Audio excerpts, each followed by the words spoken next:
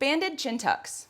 Start by grabbing a very long tube band, a resistance band, or a TheraBand. Get onto your hands and knees, wrap the band around the base of your skull, but make sure that it's above your ears. Come forward onto all fours. The weight of the band is going to pull your head down a little bit.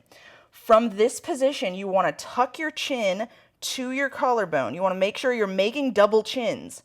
Then you want to retract your head as hard as you can. You want to really press against that band.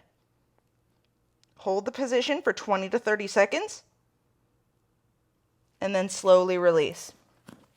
The position, the head retraction position, the cue that I typically give my clients is it's like you're trying to go away from the floor. So you're like, and you're trying to pull your face away from the floor, like there's a giant steaming pile of dog poo between your hands or something.